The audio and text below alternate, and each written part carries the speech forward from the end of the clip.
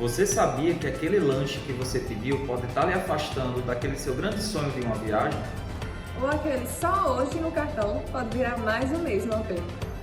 Mas calma, gente, não estamos aqui para julgar ninguém. Eu me chamo Paulo e hoje nós vamos conversar sobre como essas pequenas decisões que às vezes nós tomamos no automático podem estar afetando a sua e a minha vida financeira. Falar de finanças pessoais pode parecer para algumas pessoas algo muito distante ou até mesmo bobo, que só tem a ver, só tem relação com aquelas pessoas que investem na bolsa ou que tem um consultor financeiro. E aí, por causa disso, muita gente nem começa. Imagina assim, isso não é para mim, não tenho dinheiro suficiente para isso, mas na verdade é que quanto menor a renda, mais importante é você se preocupar para onde vai cada centavo e ter uma vida financeira extremamente planejada. E essas decisões não só estão nos grandes gastos, estão também nos detalhes. Aquele delivery que você pediu, aquela promoção que você viu enquanto rolava o feed ou aquela conta que você esqueceu. Tudo vai se somando e sem perceber a gente entra num ciclo que parece que nunca tem fim e o dinheiro evapora. Mas o mais importante, dá para mudar.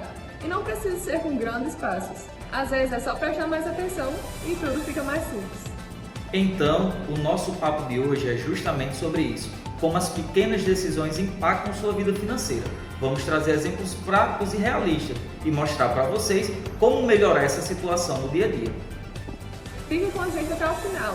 Talvez você perceba que a organização financeira que você tanto busca está mais perto do que imagina. E começa com decisões que você toma no dia a dia.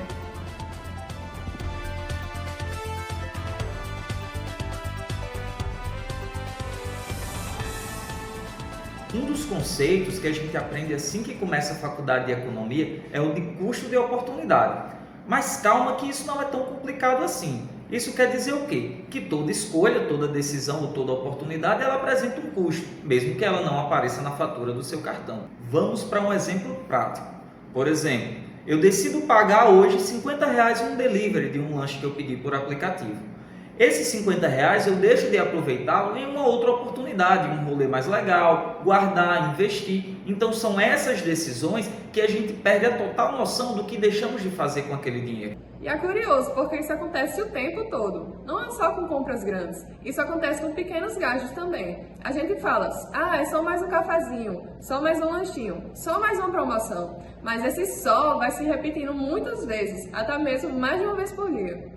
Se uma pessoa gasta R$15 por dia comendo fora, no mês isso já representa R$450 só com alimentação fora de casa. Em um ano, isso representa R$4.500. Isso muitas vezes sem nem perceber. E o problema não é comer fora, é não perceber o quanto isso representa no fim do mês ou no fim do ano. Quando você vê, está gastando quase 30% da sua renda só nisso. É preciso começar a repensar. E aí, com isso, a gente não quer dizer que você deve abrir mão de tudo e viver apenas do arroz com ovo. A verdade é que a gente precisa que as pessoas entendam que muitas vezes estamos renunciando de realizar algo mais importante ou alguns sonhos por conta dessas escolhas que a gente toma sem parar para observar nas consequências. E é aí onde entra o poder do custo de oportunidade. Ele nos dá a escolha de avaliar o que fazemos com o nosso dinheiro, de pensarmos, e se eu não gastar com isso, o que eu poderia fazer com esse valor? Então, a partir daí, a realidade muda. E essa pergunta por si só já muda tudo, porque aí você começa a se dar conta do que realmente importa, começa a priorizar, a economizar não como uma punição, mas como uma escolha que te deixa mais perto dos seus objetivos, seja sair do aperto no fim do mês, viajar ou ter aquela reserva de emergência para dormir mais tranquilo.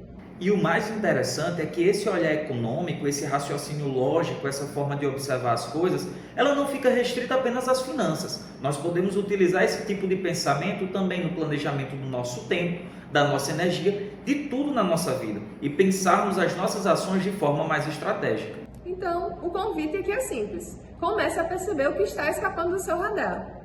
Não precisa se cobrar demais, nem virar uma planilha ambulante.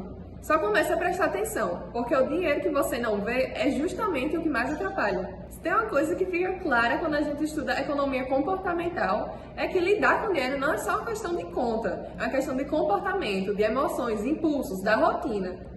A gente não só gasta quando a gente precisa, a gente gasta porque está estressado, porque está feliz, porque se sente sozinho, porque quer fazer parte de alguma coisa. É muito mais emocional do que racional. E quando a gente entende isso, tudo muda, porque aí você começa a perceber os gatilhos que te fazem consumir mais. Tem gente que compra para se animar, tem gente que compra para satisfazer ou para se distrair. E tudo bem, isso não é errado, desde que esteja dentro de um limite aceitável. O problema, na verdade, é quando isso vira um padrão.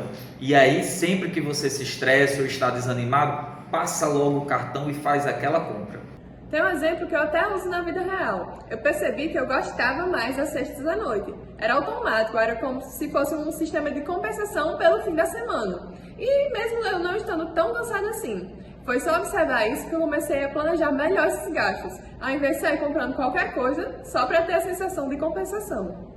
Comigo já é totalmente o contrário. Eu costumo gastar mais quando estou animado. Então, tem algo para comemorar? Vamos sair com os amigos, vamos fazer alguma compra. E aí lá se vai todo o planejamento. Às vezes o dinheiro do transporte, da alimentação, às vezes até mesmo da reserva.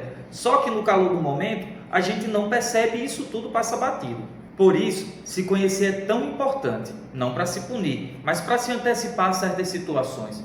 Quando você começa a conhecer os seus padrões, você começa a construir estratégias para lidar com eles. Uma das estratégias que eu mais gosto é separar um valor do mês só para gastar sem culpa. Um dinheiro que já está previsto no planejamento e que pode ser usado para qualquer coisa, como comprar um lanche, um mimo, uma saída inesperada. Isso ajuda muito porque evita aquele descontrole no fim do mês. Porque se você não sente que está se privando de tudo e também não entra no modo que deixa para ver depois. E essa organização não precisa ser 100%, ser perfeita, até porque ninguém consegue ser certinho o tempo todo. Mas só de você entender o porquê e com o que você está gastando, você já ganha um poder enorme sobre sua vida financeira. No fim, não se trata só de gastar menos, mas de gastar melhor, com mais consciência, mais intenção. Porque o dinheiro é um recurso limitado e usar ele com atenção é a forma de cuidar de você mesmo. Às vezes, o que nos impede de organizar financeiramente é a ideia de que tudo precisa ser muito técnico, muito complexo. A pessoa acha que precisa ter um super controle, saber mexer em inúmeras planilhas, aplicativos que geram gráficos e etc. Mas a verdade é que o essencial cabe num caderno ou até mesmo nas notas do seu celular.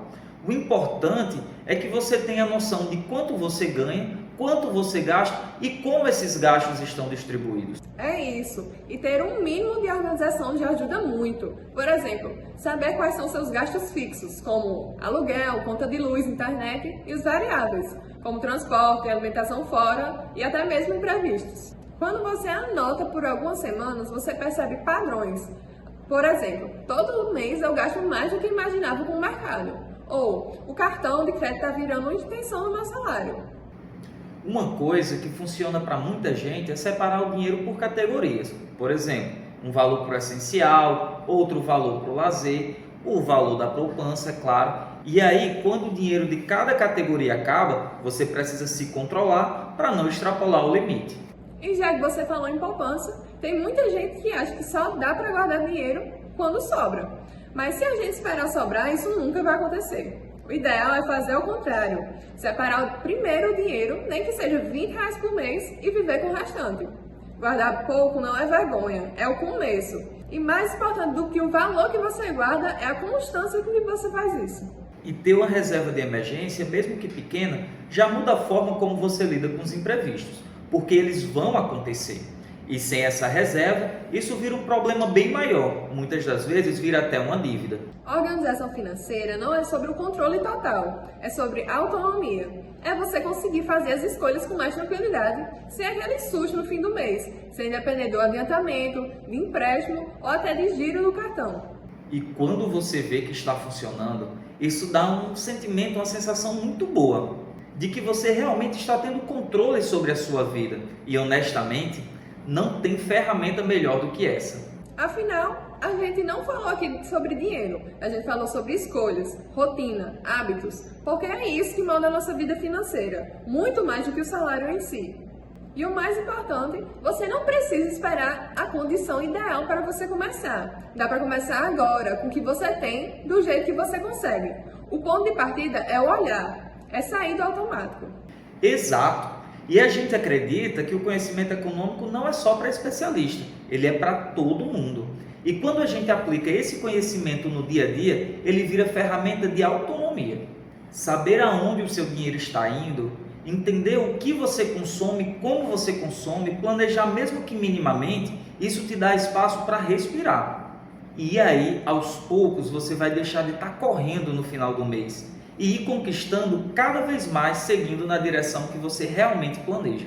Se você chegou até aqui e se identificou com alguma parte da conversa, pense em alguma coisa simples que você possa aplicar ainda hoje. Uma anotação, um pequeno corte de gasto desnecessário, uma meta pequena de economia. Isso já é um começo.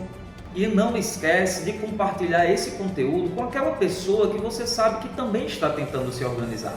A gente acredita que esse tipo de conversa, ela quando circula, gera um impacto real. Porque o conhecimento, quando ele realmente faz sentido, ele deve ser compartilhado. A gente vai continuar trazendo esse tipo de conteúdo aqui, com leveza, sem fórmulas mágicas, com a base sólida da economia aplicada à vida como ela é. Obrigado por acompanhar o episódio do Economia Explica de hoje. E lembra que a economia, por mais que ela pareça ser distante, ela está presente em tudo, inclusive nas pequenas decisões do dia a dia. Então, um abraço e até o próximo episódio. Até a próxima!